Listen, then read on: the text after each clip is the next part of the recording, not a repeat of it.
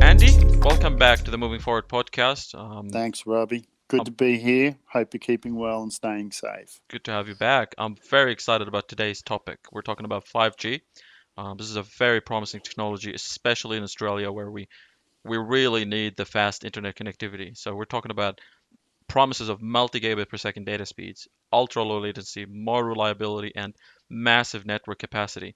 And in Australia, we see the need and the push to adopt this technology. We already have various locations with 5G coverage around the city and the suburbs. And but the problem is that you do need a 5G compatible device to have this technology. And we have seen 5G devices hitting the stores. The Galaxy S20 is one of the best that you have out there. Rumors are that 5G will hit laptops, routers, and more in 2020. But of course, the pandemic is going to impact that with supply lines being interrupted. So, where do you see the rollout of 5G in Australia and globally? Yeah, look, super topic. Just as excited as you. I've been involved in mobility from the late 90s, early 2000s, building mobile apps on very, very skinny bandwidths, 7.6, 9.6 K, to move applications around on Fujitsu pen tablets and little Windows iPad devices and things like that. So we've come a long way in 20 years, and obviously we know mobility's been around a lot longer than that. But over the last 20 years, the acceleration towards, high throughput, low latency networks has just been accelerating, as you would expect it would, as we dig deep into the fourth industrial revolution. But 5G is obviously something that's very topical at the moment. It's in the news a lot. All the carriers are continuing with their expansion and rollouts even during the pandemic, because it's clearly something that the community and the public want. However, having said that, 5G is not just another step change in the in speed and latency. When we think about 2G, 3G, 4G, 4G LTE type networks, there's a lot more to understanding 5G, and there'll be a lot more different user cases than just connecting to a carrier's mobile network that's running 5G. So it's good to see Australia keeping pace, both the major carriers obviously delivering services there in the mid-band spectrum for 5G, so between 100 and 900 megabits, should I say, for download speeds. So that's pretty impressive. And really, the promising side of 5G comes from the change that we'll have on our day-to-day activities. Autonomous vehicles are one of the technologies that I'm very fascinated by, and 5G promises great improvement in the implementation of this technology when it comes to cars that can talk to each other and interact with traffic lights, and cameras using faster speeds and greater bandwidth. But with Wi-Fi networks such as DSRC, which has been a consideration for communication between vehicles for a while, I wonder if 5G is going to be enough of an improvement to shift an entire industry. What do you think? Yeah, great question, actually. A good call out there. I mean, dedicated short-range comms, or DSRC, as we know it well in the industry, is a Wi-Fi type technology built on the 802.11p standard, and it's obviously been built and dedicated to the auto industry, or the car industry, if you like, for a very long time. Just recently in Florida, the Department of Transport there started to actually look at testing autonomous vehicles using 5G rather than DSRC, because obviously the proliferation of 5G networks certainly goes a lot further than trying to proliferate a point solution like DSRC. So when you think about the autonomous vehicle marketplace, it's not about vehicles just communicating with each other. They also need to communicate with infrastructure like the traffic lights, the obstacles on the side of the road, other types of command and control situations, pedestrian crossings, etc.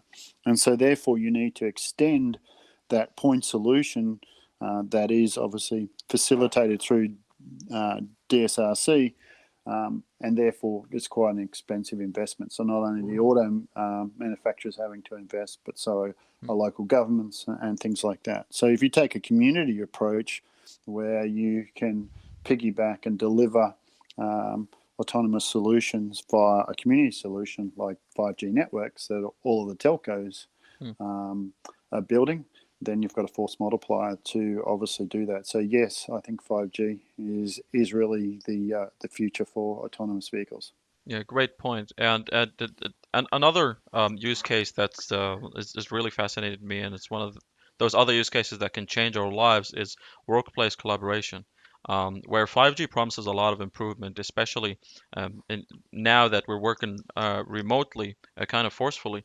5G can provide a stable and reliable connection for real-time VR experiences, which is great to be able to communicate together better and to be able to perform tasks that require us to be aware of what the other person is doing, being in a virtual workplace. Does sound better than sitting in front of a monitor, to be honest. I'm not sure this is a result of my age or personality or just a generational divide, but as someone who's used to innovations in the technology space, but I'd love to hear your preference. Well, I think we've been thrust into the virtual world because of COVID. There's no question about that, and so we're all learning to adapt and adopt these types of innovations and technology. And there's no Mm, question that we've become more savvy in that space. So when you do that, you then, to get a good experience, you need obviously really high bandwidth, low latency networks to deliver that promise. And yeah. so 5G has the potential to do that. If you look at the 5G spectrum or the 5G marketplace, you got low, mid, and high range variations of 5G all the way through to millimeter wave.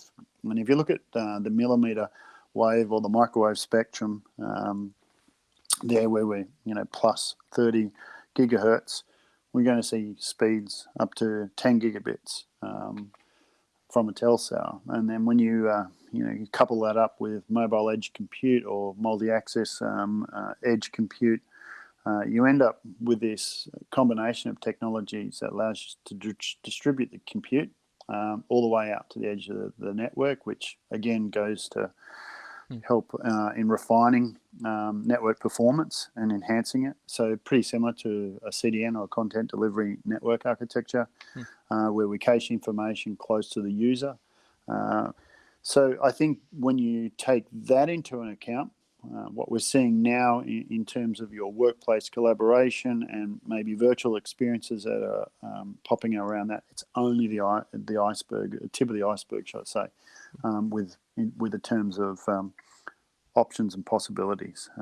Add mobile edge compute and the ability to slice these networks as well. So slice for things like a security layer or prioritizing traffic for health applications and things like that.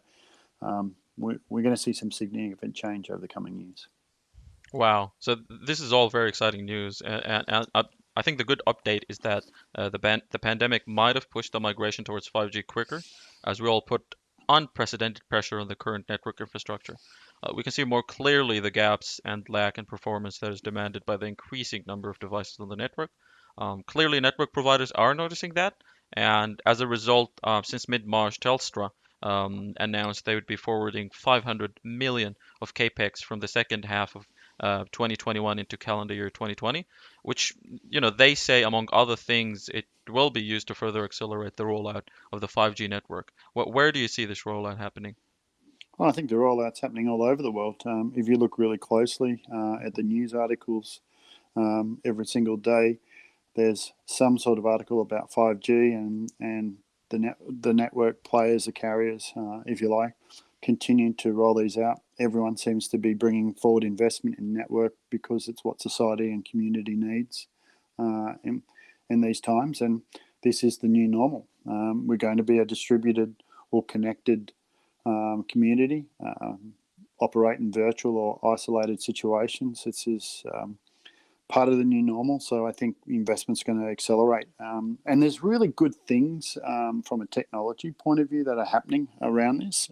So If you look to the Netherlands, where the government hasn't completed the spectrum auction, Ericsson's dynamic spectrum sharing capability, DSS, is being used there to enhance the 4G LTE um, service there to get similar, to get something close to 5G in terms of high speed, low latency Wow. experiences for the users Mm, there. So we are all speeding deeply into this. mm, But I have to say, where you kind of say, where's this investment going and what's it going to end up with? We talked about user cases a little bit earlier before, but as this technology matures, the user cases will also be very, very different to just connecting to a carrier's network. 5G will be deployed out in private situations, so companies will apply for their own license to operate their own 5G solution, particularly in the millimeter wave spectrum itself. Because if you think about it, if you can connect everything and create a fully mesh connect network, say in manufacturing, then you don't need a hardwire for that.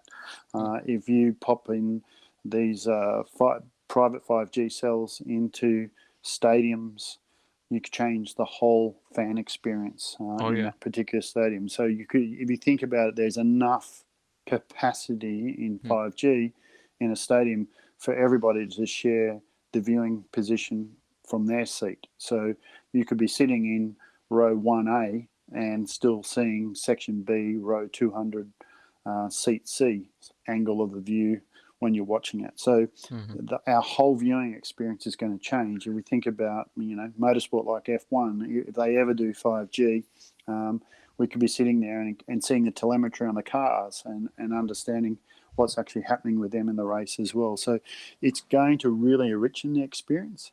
The one that I think is on the horizon, and that's very plausible as a Mhm. 5G user case, is the ability to create virtual um, store experiences, if you like. So if you, let's just say you Oh. take a bank and think about a bank and all the real estate it's got to Mm, have its branch network. So you could enter a 5G cell. So one of Bank X has mm. a 5G cell on on the corner of Collins Street in Melbourne somewhere, and you enter that cell, and by doing that, you authenticate onto that cell, into their network, onto their application, where you can transact and do your banking. So Wow. could this technology replace physical locations like that? It's certainly a possibility. So it's a thought provoker, but an interesting user case. Wow, great updates. We're all looking forward to see where this will take us. I'm very excited about live 8K TVs, but that's my personal preference. Um, with that, we come to the end of this episode. Thank you, Andy, for being with us again in the Moving Forward podcast, and thank you all for listening. Have a Thanks great for having day, me, Robbie. and don't forget to smile.